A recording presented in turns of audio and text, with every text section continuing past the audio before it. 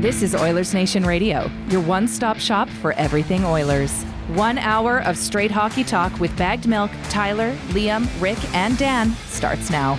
Welcome into an all-new episode of Oilers Nation Radio. It is Tuesday, December 30th. The Oilers are coming off a victory, and we have a lot to get to. A little virtual episode of the pod with people in different places. But Tyler, Rick, Liam, Dan, everybody except BM. No BM today.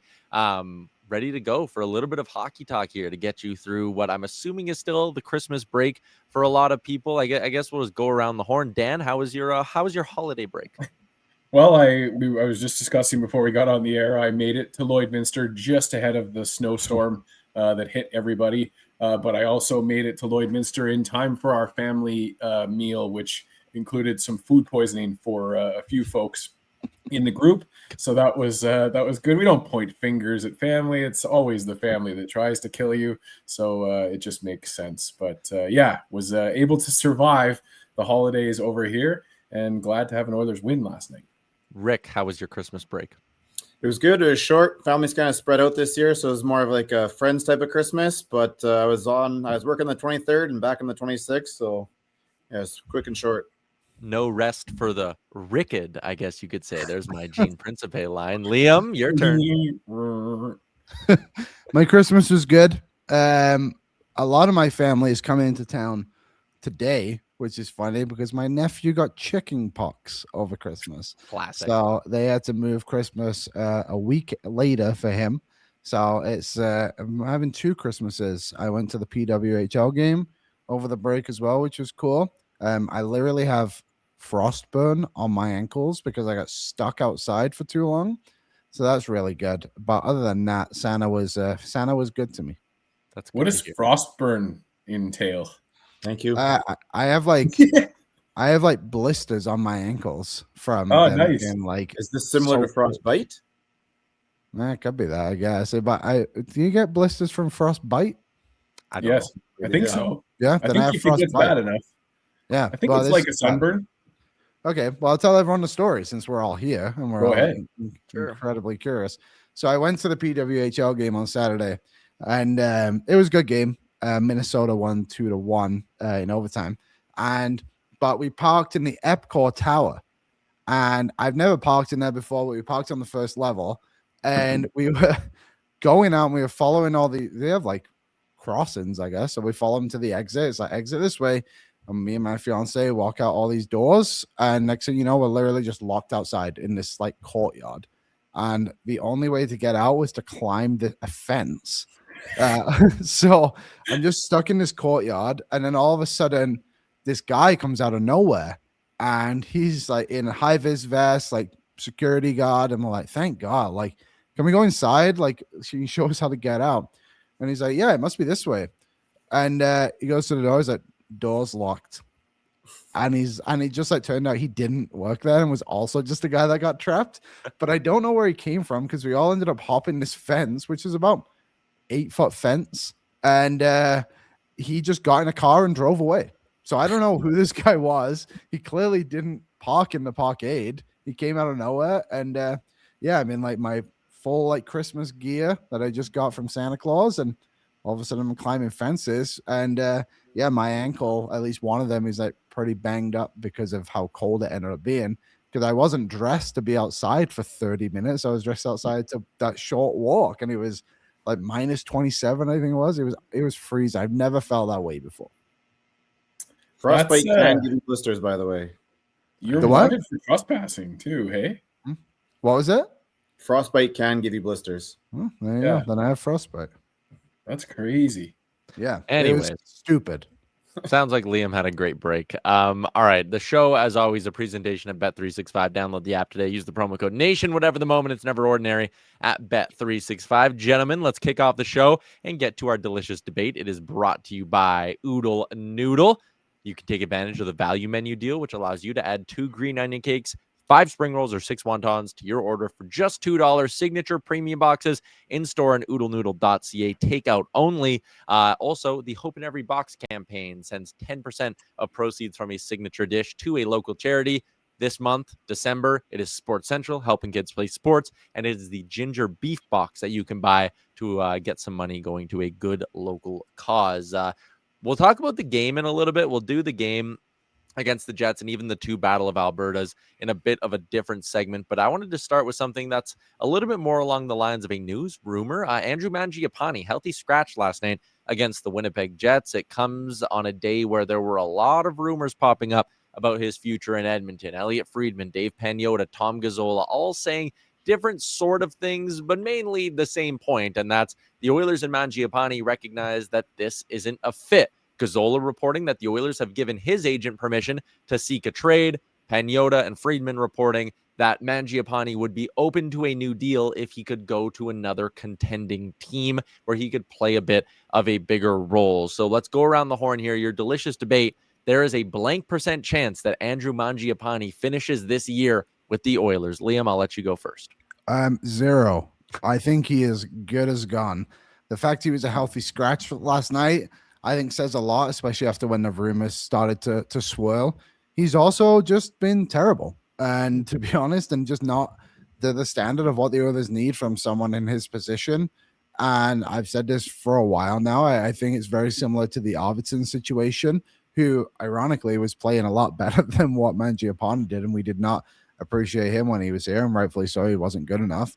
But Mangiapane has played a lot in the top 6, and he's whining about his role on the team. It's like, buddy, you had every opportunity to establish yourself as a key contributor to this team when players like Hyman are out, Nuge has been out, Roslovic's missed time, and you just didn't grab the ball by the horns and take it. You've done this to yourself, and I think it would be beneficial for everyone if he wasn't here, for Edmonton, in the sense of like, you have 3 point whatever million then to spend on your next player, which will be an upgrade off Mangiapane, because the 4 of us could probably play a little bit harder than he does on most nights. Yeah, the speed bursts per 60 are the lowest they've been in his career. His hits per 60 is the lowest it's been in 3-4 seasons.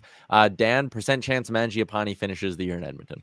Yeah, it's made for less of a delicious debate, I think, this round. It's a 0% for me as well. The healthy dash last night, I mean, like, hopefully this is the time where we learn as a franchise to stop trying to make these square pegs that are efficient at 14 and 13 minutes of time on ice with their previous teams to come into this team and try and play that role and be effective at 8 and 9 minutes in a night.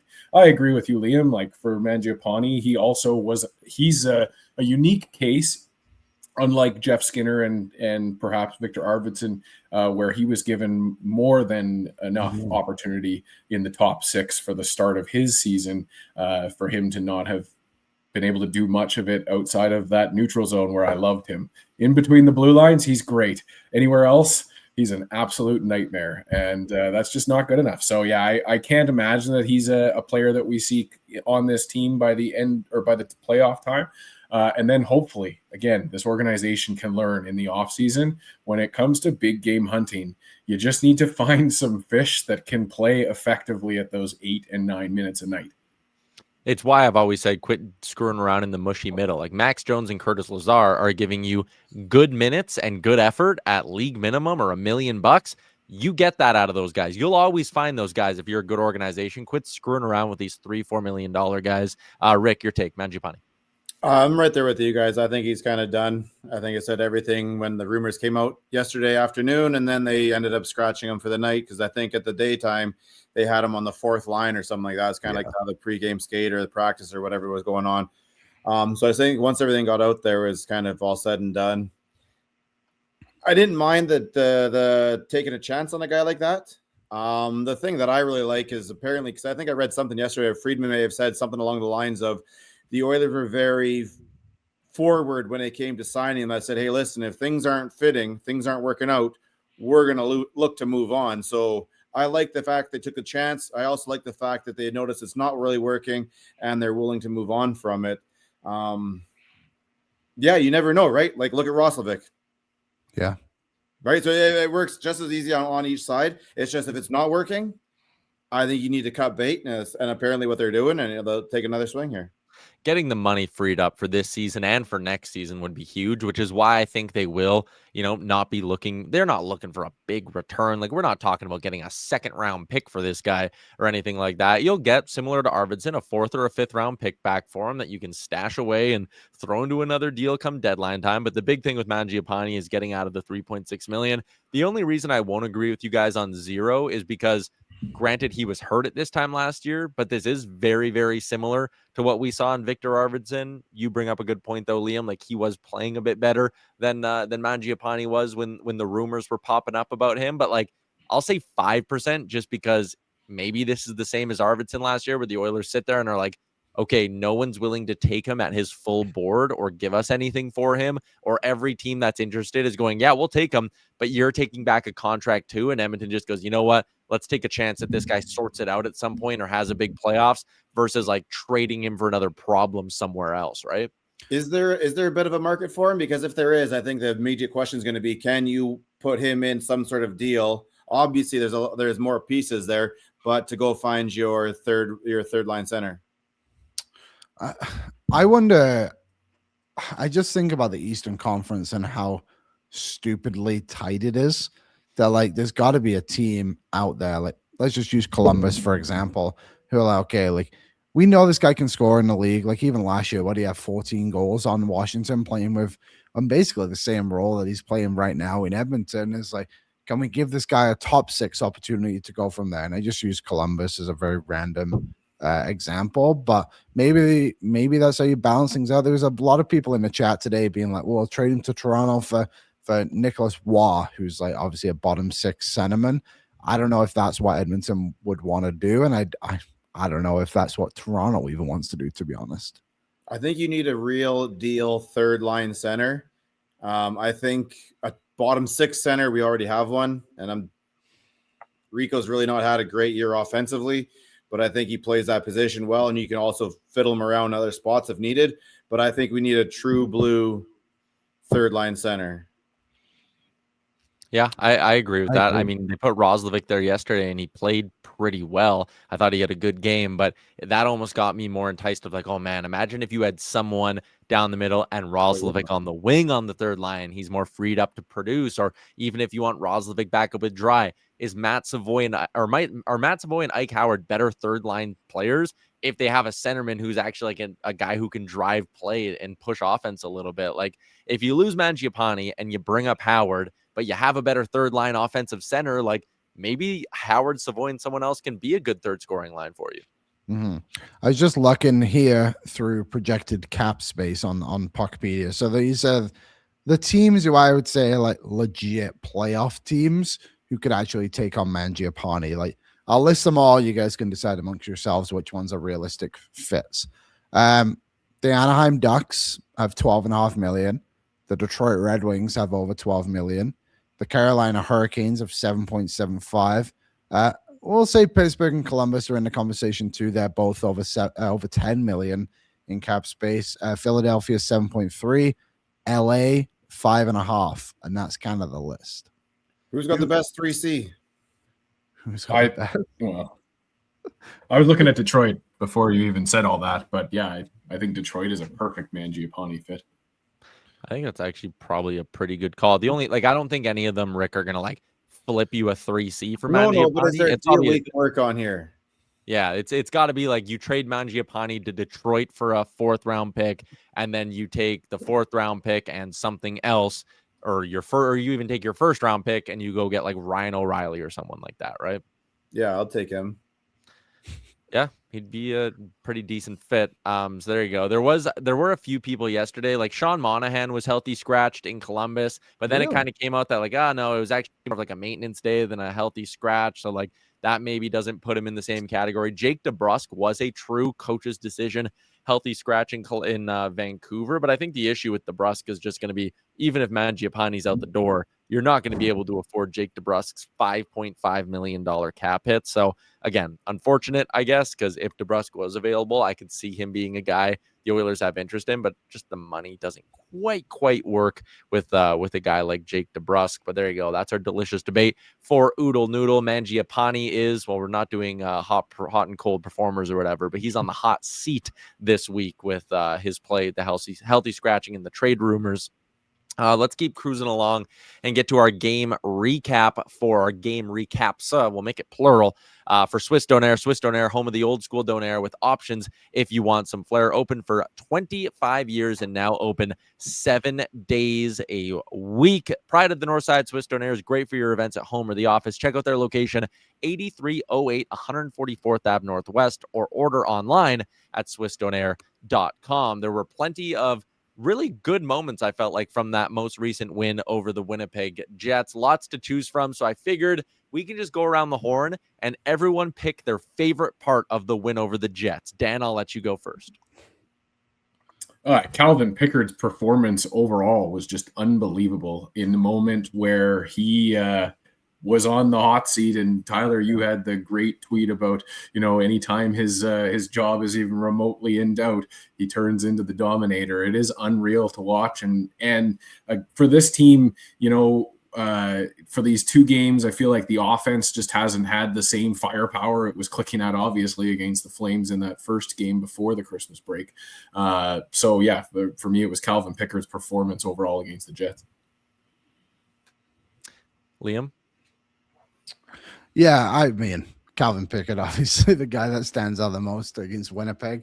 I guess just the depth scoring showing up too, like all to the max getting a goal. I think he's played pretty decent for the minutes he's been getting, 7.5-ish since he come up from Bakersfield. He's had an impact on the team, and I just like the way that goal went in. Just a hard forecheck from Curtis Lazar into Max Jones, who it wasn't a pretty goal by any means, but it was a goal they worked hard to get, and we just don't see that enough from some of these bottom 6 players.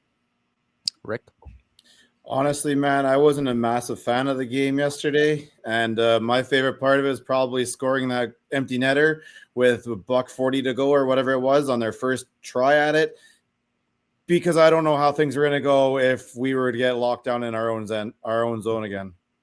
Yeah, that's fair. Like, again, it wasn't a Picasso of a win, but you need wins like that. Like, if you're going to try go the rest of the year. After they scored that first goal, we were definitely on our heels, and there was very little pushback after that. And at one point, it was just like, okay, let's just don't lose this game. And I was like, well, fuck, man, this isn't the way we want to do this. And we've been here before, but I guess I just go back to that game 6 against Dallas 2 years ago, whatever, when it was that third period where I can't remember, the shots were like 15-2 for them or whatever, and we choked them out. Actually, it didn't feel as bad as last night felt. I was a little more nervous about last night, but Pickard was on his head.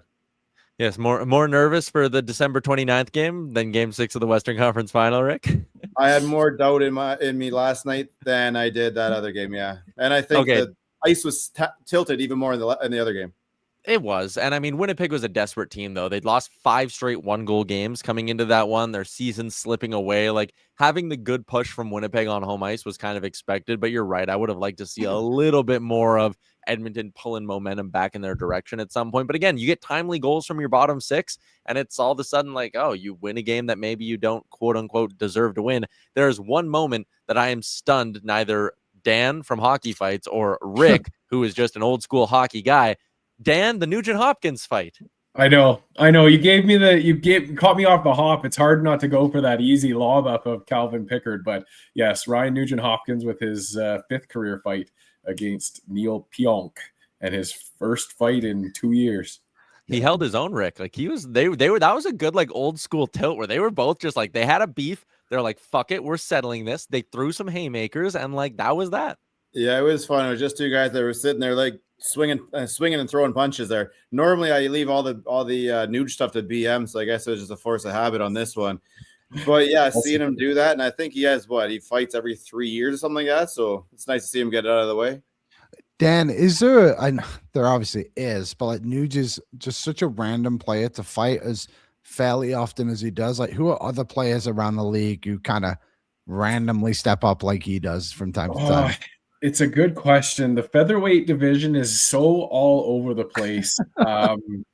There's those guys landed a couple last night. I'm trying to think because this season for sure there's been a lot less of the like response for themselves kind of fights.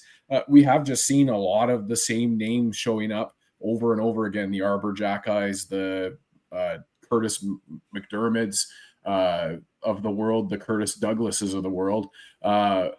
Yeah, you got me on the spot. I'm trying to. I don't think there's. Sorry, go ahead. McCann dropped the gloves yesterday for Seattle. He went out with. It's so funny. It's so funny how there's like theme nights in hockey right now, and both those fights happen within like 10 seconds of game time of each other, and it's both just middleweights guys. And yeah, Connor Garland was throwing from the absolute bleachers in that one, trying to reach up to McCann's head. Yeah, I'm scrolling through the fight logs this year, and I don't see like a lot of guys like Nuge. Like Huberdeau fought Rantanen, but that was stepping up for a dirty hit on. I think that was on Connor Zary. Like you're right, there's not a lot of like those featherweights. Like I scroll through and I just see like Liam O'Brien, Tanner Jeannot, and like similar guys like that popping up. Mark Kastelic. Yeah, he's in a. It's just been a heavy load kind of season, and I do think that this is the future of hockey fighting. I'm a little bit surprised that we are seeing some of the names hang on that we have in the Curtis McDermotts of the world. But yeah, that is just, it's old school fighting, and it's handling your own shit too, right? Like he didn't like that hit. It wasn't dirty enough to be called a penalty by any means. But it's just something he wanted to deal with. And frankly, I think Oiler fans just hate Neil Pionk as it is. I'm sure that there's not a lot that are unlike me. He's a bit of the McDavid whisperer when it comes to shutting him down. So it's nice when Nuge can punch him in the face. There were like 4 words said too. It was funny. Yeah, it was quick. Dan, I had another question for you to put you on the spot. Perfect. Yesterday on the sheet, I forget his name, but Jeff had a Tampa Bay Lightning reporter. And he asked him about obviously the Battle of Florida and all that good stuff, and like how crazy it's been. And the reporter said it's because Florida refuses to answer for what they do, and they just take cheap shots on everyone. Like when you've kind of cut clips and like scrums, whatever it's been, have you kind of seen that from the Panthers a bit too? The Panthers just kind of, they've garnered a reputation around the league, and I admittedly I won't claim to sit here and watch any one team's games with any kind of consistency, but for sure when you see the comments around Florida Panthers stuff, a lot of it is just that they do get those. I think that I'm of the ilk where I know and trust that there's just years where the Stanley Cup champions get liberties that other teams don't get, and it just seems to be a little bit more or a lot more apparent this year with the Florida Panthers in particular. All right, the Jets game, not the only one that's happened since the last time we recorded. There's actually been 2 other games that have gone down. The Battle of Alberta kind of bookending the beginning and the end of the holiday break for the Oilers. They go total belt to ass on them on the home game, a 5-1 final. It's the Connor McDavid show and all of that. And then the Oilers come out with, we'll call it a disappointing effort on Saturday. Rick, I'll go to you first. Were you more fired up about the 5-1 win or pissed off about the no-show coming out of the break?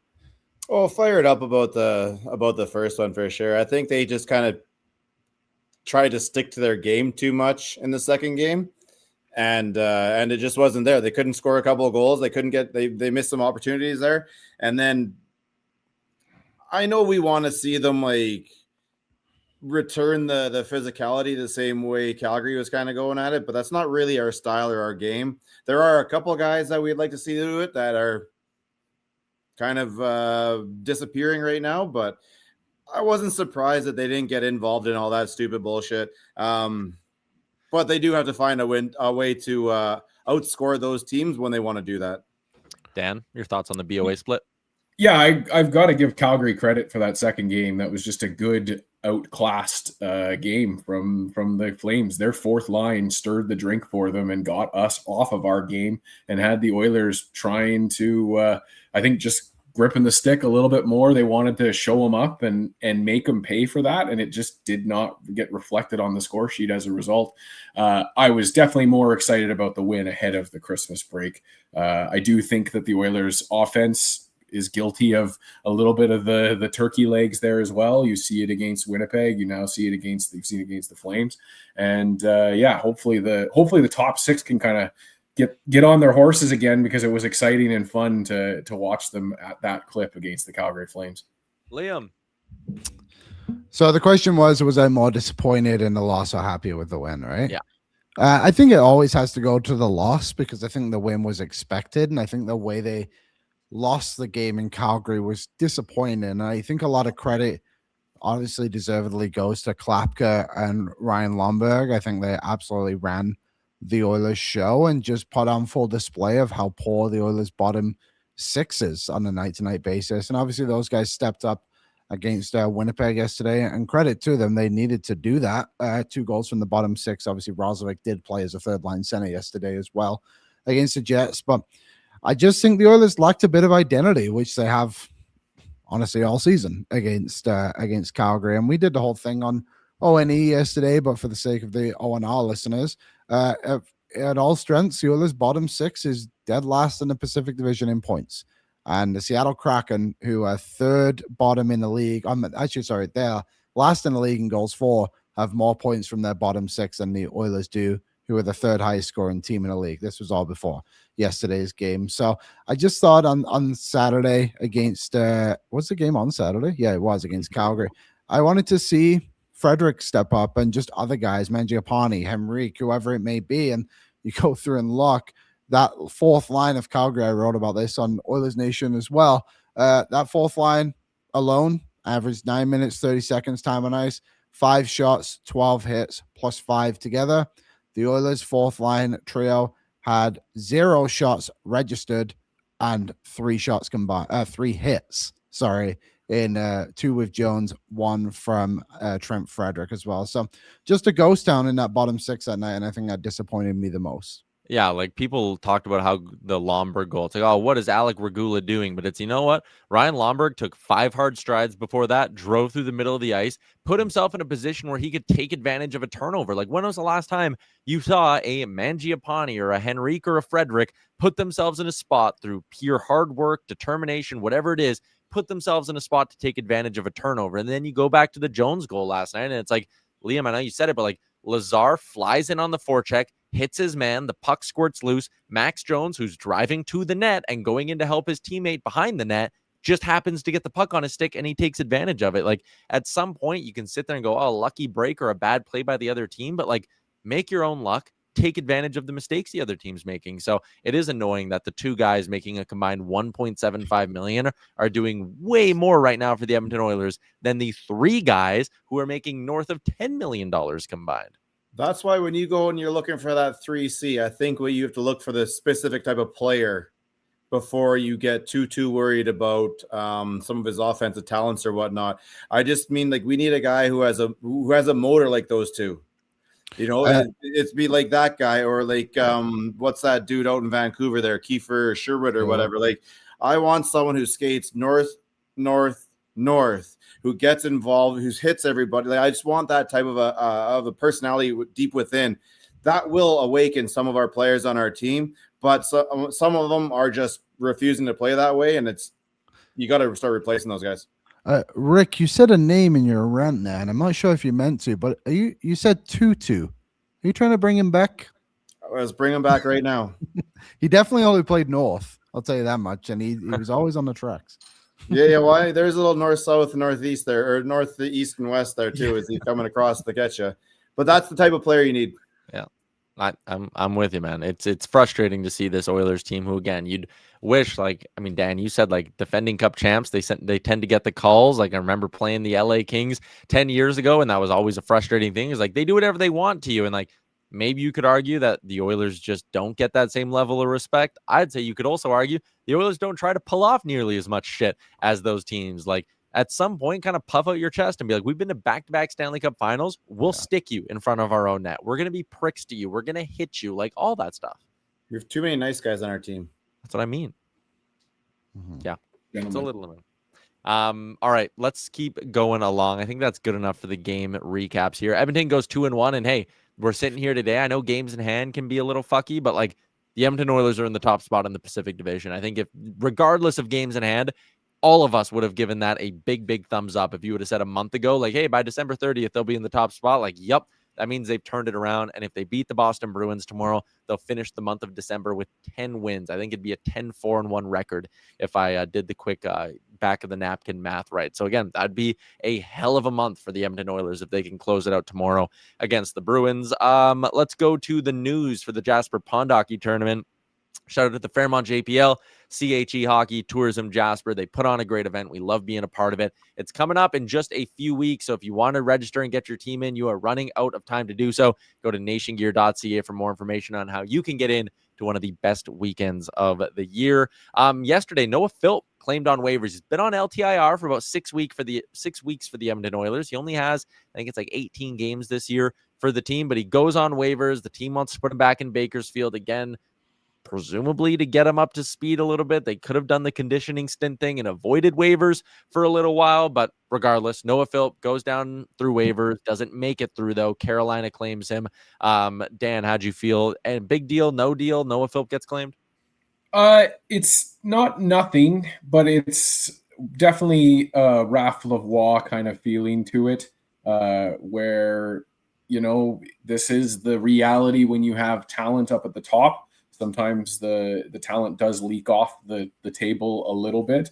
I understand that fans are clamoring for the, Mangiapane trade now so that we didn't have to put him on waivers kind of thing. But that does require a transaction from another team that's willing to take on Andrew Mangiapane and all that entails.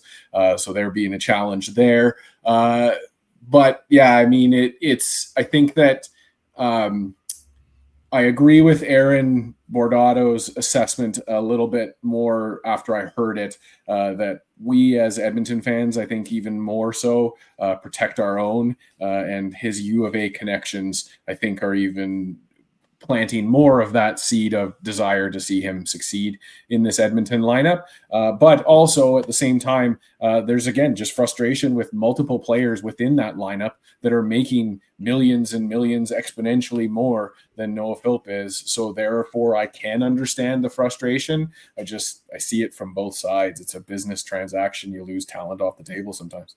Rick, do you care that Noah Philp was claimed? It would have been a great story, especially with the whole year off or whatever and all that fun stuff. But when you strip that all away, man, he's what, 27? Yeah. He's a 27-year-old who hasn't found his footing in the NHL yet. That's not a great sign. If you ask me, he's probably on his last opportunity of making a real stance in the NHL, becoming a real deal NHLer. Yeah, he had opportunities this year and didn't do anything either. He's just another one of those guys who fits our team as just too nice and not really going out there going for that blood. He had that big body as a right shot. I think that's the two things that people really wanted to push behind him. But at the end of the day, he didn't do anything with his opportunities. I think he does have a pretty good shot, and I think that with a bit more opportunity earlier, maybe you got something. But at the end of the day, it's not going to be anything more than a bottom six or even fourth line player. People are losing their mind over it for whatever reason, but there was an opportunity to grab a spot and he didn't. It is kind of weird, though. Carolina's spending this much time watching us, no? I think that's called good pro scouting if you're watching. They're just staring at us the whole time, though. It feels kind of weird.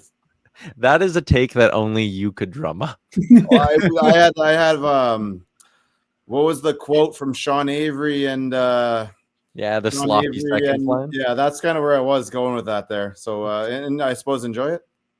Liam.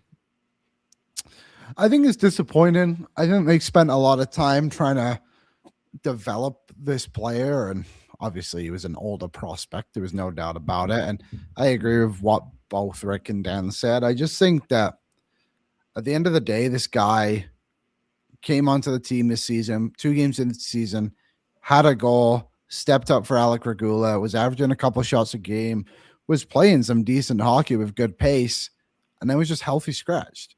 Like, I just don't understand that standard of things from Knobloch in some regards. And I would have liked to have seen him have a longer leash in certain moments. And at the start of the season, I just pulled it up. He played back-to-back games of 10 minutes, around 16 shifts.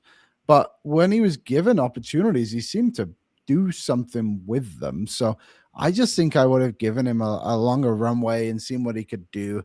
But I wonder if if they just kind of knew the pathway was blocked for him, not necessarily in the way of like his play, but like, what are they going to do with Henrique? Like, Henrique's he's there, right? And like, sure, you can wait another season, but then Noah Philp's 28 and he's played however many games in the league. Like, I do think this is probably just a good thing for Philp to move on from the organization and get a better shot in the NHL, but I am disappointed it won't be with Edmonton because I do think he's a good player. Yeah, and like, again, is this the end of the world? No. I think my frustration with this is like, he came into camp, played so well, had such a good couple of games to start the year. Team results weren't there, and he's the guy who paid the price and got healthy scratched. And like, I'd feel differently about this if like Henrique and other players were playing well, but like those guys get all this leash. And it's like Chris Knobloch, once again, similar to what he did with Dylan Holloway when he first got here, similar to what Jay Woodcroft did with Dylan Holloway, and similar to what they did with Philip Broberg. Like, they don't give the leash to the young players, and then you never find out what you had. And then who knows what's going to happen with Noah Philp. His ceiling is a fourth line guy. I understand that. That's why I know this isn't the be all end all, but like, it's frustrating when these, quite frankly, dog shit veterans keep getting opportunity after opportunity after opportunity. And a guy like Noah Philp will play a couple of good games and get healthy scratch. And then it's like, oh, he comes back in the lineup. Oh, the results aren't good. He's sitting again. He gets hurt and now it's done. And it's just, you can benefit from having a $750,000 right shot big centerman in your lineup. He dropped the ball too. He came back in the lineup and didn't play with that same intensity, and he wasn't giving them good results. So like, it's a two-way street here. I don't want to like pile on the Oilers too much for losing this guy on waivers. I just think it's a sign of like a bigger issue in the organization, that sometimes it's really hard for young players to get their footing because your lineup is just filled with underachieving veterans. And it's again why quit screwing around with these $3 to $4 million guys. Give the kids opportunities. Like, with what you've got from Mangiapane this year, you could have gotten it from Quinn Hudson, if we're being totally honest. Maybe you should have just aimed higher in free agency and said, you know what? Our whole bottom six, or 5 of our bottom 6 spots, are just filled with guys who make $700 to $1.5 million, and they work their bags off and create some opportunities. And like, I don't know. It's just frustrating. I think that like you lose out on a guy who I know isn't young, but still had upside. Do you think we're kind of going that way right now? Should be. I hope they're learning their lesson. Well, I mean, you've got Savoy, right? I think there's a direct route for Howard now. This is all original Puzar, but when he was talking about Philp leaving, Josh Szymanski right behind him. Hudson was up here and had a good tour of duty. Mm-hmm. Like, I think there's guys ahead of. I think we're getting to the point now where these guys are forcing their way into the team. And you're going to find yourself playing with cheaper players in your bottom 6, and that's going to open up opportunities in the top. I think one other side of it too, Ty, that you kind of talked about there was like quite screwing around with these $3 million players, or in that regard of things. I do think next season, a lot of these younger players will be ready to go. Like, I don't think at the start of the season, guys like Hudson, even Howard to an extent, we obviously had high expectations for him, but we're still unsure. Like, does Szymanski or Marshall, can they take that step? Like, I wonder if next season that's when those guys can make more of a push for the team. But I think that's when I'll be more upset about them blocking the way for certain players. Like, even Clattenburg, I'd even mention him. Like, he should be on the team next season, and you don't need guys like Jan Mark, for example, who make 1.4. Like, you can just go for the Florida approach where you have 3 guys who make league minimum who can play in certain moments for you and just bang and crash. They might score 10 goals combined, which could be a stretch, but they don't make any money. So I wonder if I do think, and I think you can see it, they're trying to change their model. I just don't think Bowman's had the full opportunity in a way similar to when Ken Holland had all that money that one summer. We're like, now he can finally do it, and he kind of dropped the ball. But now I feel like Bowman's trending in that direction for it too. And he did want to take a shot on Brock Besser, which if they felt like they could have gotten Besser, maybe things play out differently with, the way they handle Mangiapane and Frederick. I know Frederick signed before free agency, obviously, but if they felt like they had a good look at Brock Besser or that Brock Besser was going to come there, maybe they do things different. So I will cut him a bit of a break there, but at the end of the day, he's judged on results. Yeah. And so far from this last summer, it's Mangiapane, looks like garbage, didn't get out of the Henrique deal, looks like shit. The Frederick deal, aging like milk. So he does get judged on that. He can work his way out of it. And you've said it before, Liam. He's made good moves. Podkolzin, Emberson. I love this Stasny guy too. He's been awesome. But anyways, there you go. Mangiapane on the hot seat. Philp gone to Carolina. One more thing for the news. Tomorrow is the big Olympic announcement for Hockey Canada. Noon Eastern, 10 a.m. Mountain is when they're holding their press conference. Let's just go around the horn. How many Oilers are going to be on that team, Dan? I am confident that Connor McDavid will be on the team. No more. End of answer. It's become a real question mark just from the team perspective, because it's kind of similar to, I feel like, the selection process after the 1996 Olympics team, where you got to have questions about the construction of the team and how you want to make it up. Do you want it to be a superstar squad? Because if you do, then Zach Hyman is there, and you're trying to create, tandems and pairings to go that way. If you're trying to create, an offensive defensive style defense, then maybe Bouchard's in the mix still. But the only thing that I'm just confident in is that Connor McDavid will be on the team. I think obviously Connor will be there. I do think Hyman should be there, because I think Hyman's the type of guy who has the skill to play on the top line, but also has everything in him to play on the fourth line and in that type of a role. And I think that's when you make your best teams. That's what, Joe Sakic and Steve Yzerman were like lines on the third and fourth line. Mm-hmm. And obviously they have all the offense talent in the world, but they went out there and played how they had to play for those positions. And I think someone like Hyman can do that. I do think Bouchard I think his warts are kind of blown out of proportion a little bit. I think they're a little bit bigger than they should be. Yeah. I think he's more good than bad, and a lot more good than bad. And I would definitely have him on the team if I am there, but I do not think they'll put him there. I honestly don't think they'll put Hyman there either. But I think in order to make your best team, I think both those players are there with Connor. However, I kind of feel we were very dead tired last year at the end of the year. So I'm not upset with these guys getting some break time. Yeah, I'm not upset about it either. I would like to see Hyman there. I actually think his case is almost better for Bouchard's, just because, Bouch, I get it. People go, you have Makar, Morrissey can run a power play, all these other things. Sure, I would have Bouchard on my team, but I can at least understand their logic for not bringing him, I guess. Hyman, I would have him there. I'd say this guy clicks with McDavid. He is a high-end guy. He's scored 50 goals. He's having a great year. He works his bag off, all those things. I would have Hyman there. I do think it'll be only McDavid. Liam, what's your answer? I think it'll only be McDavid too. Yeah. And I think that Doug Armstrong and his team will be making terrible decisions tomorrow when we see this roster complete. If they're bringing back the same defense as last time, idiotic. That's bad, man. It's at least two of them aren't even close to the caliber that they need. The two being, I think, Parayko and Thomas Hawley. I don't think they're anywhere close. There's way better players. Even if they don't take Bouchard, I think that would be. Come on. I think Samheim is a bit underrated, but he is interesting that he's in this debate for sure.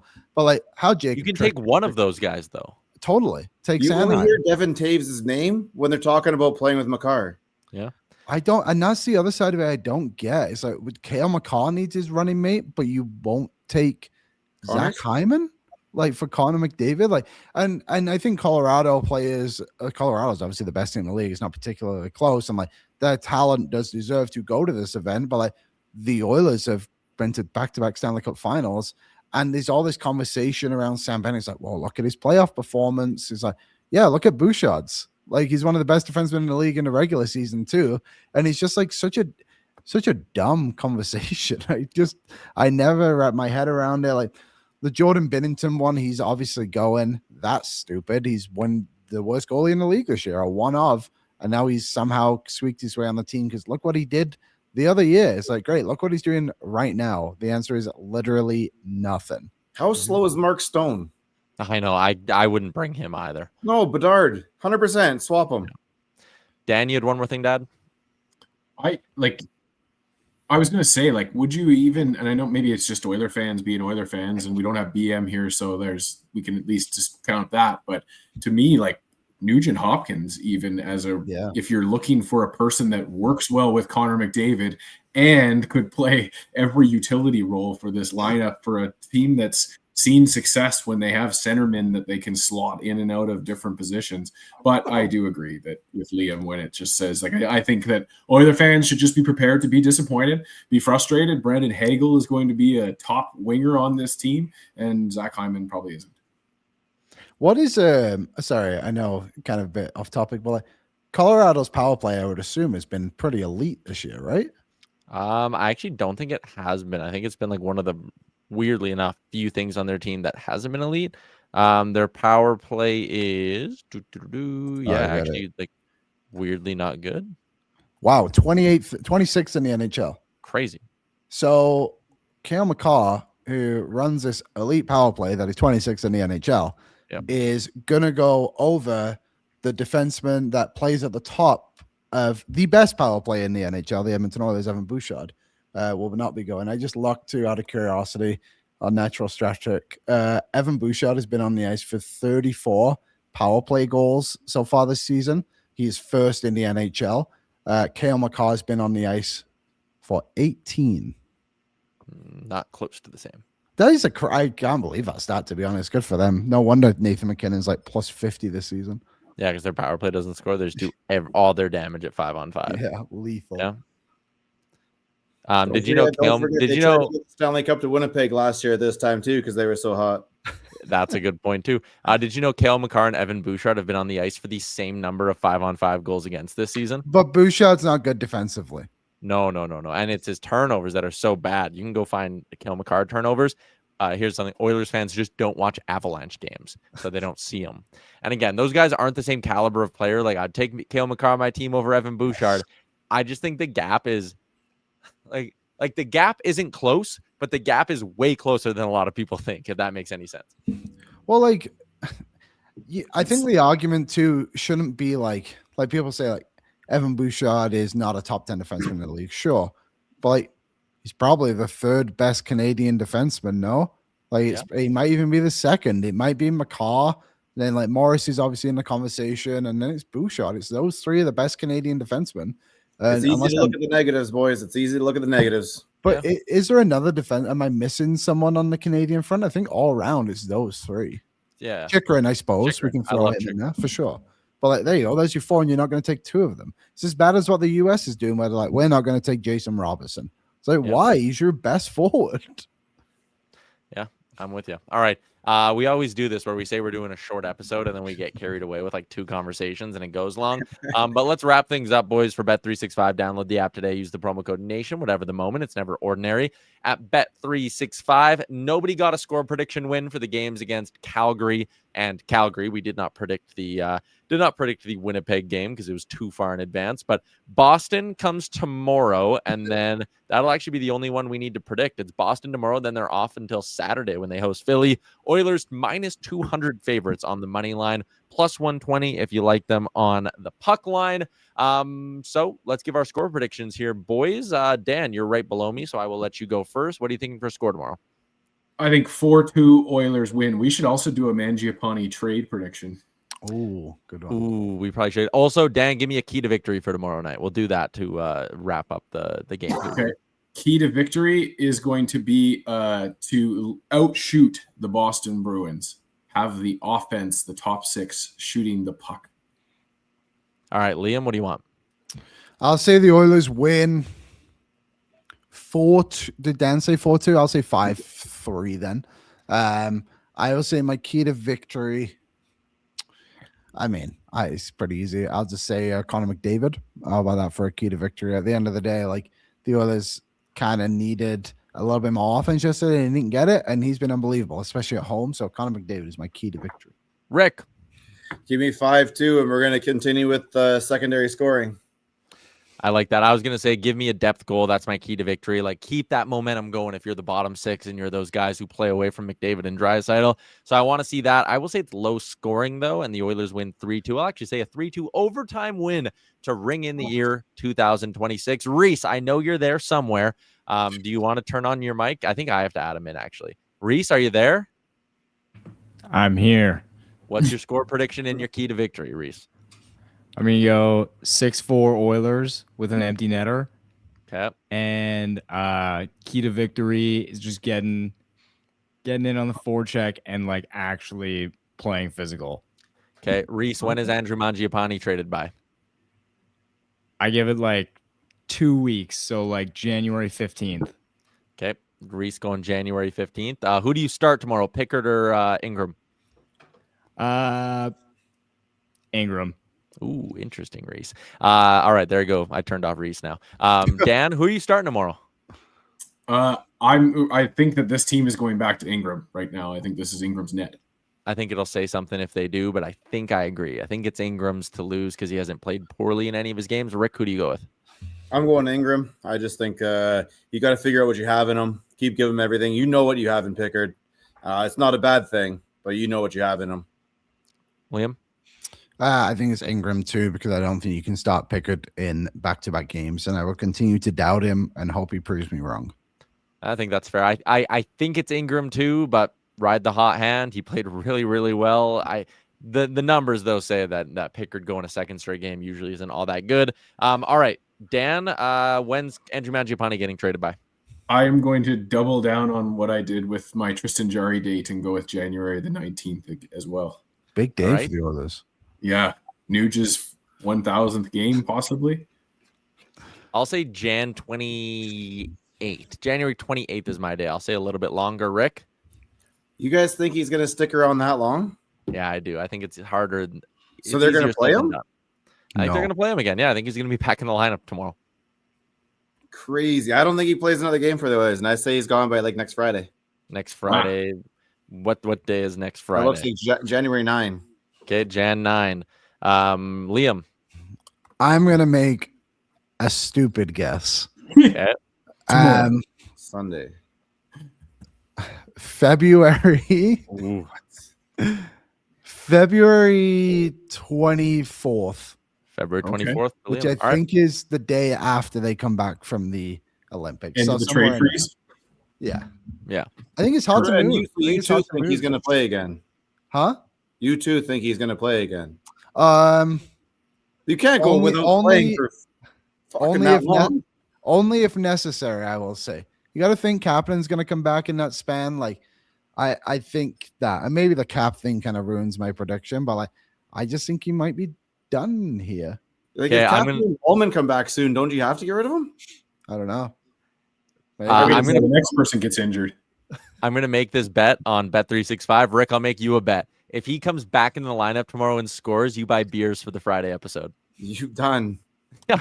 Okay. I love it. I love a good one-sided bet. All right, boys, that is a wrap on today's edition of the podcast. Happy holidays to everybody. Everyone who's still just sitting around and hanging out and not working, you are lucky. Anyways, happy New Year too. Hope everyone's safe this New Year's Eve. Enjoy the hockey game tomorrow. We'll see you all back on Friday. What's up, Nation citizens? If you like that video, then you need to be subscribed to the Oilers Nation YouTube. Podcasts, live shows, exclusive interviews, and analysis. Everything you need from your favorite voices at Oilers Nation. And you don't want to miss any of it, so hammer that subscribe button.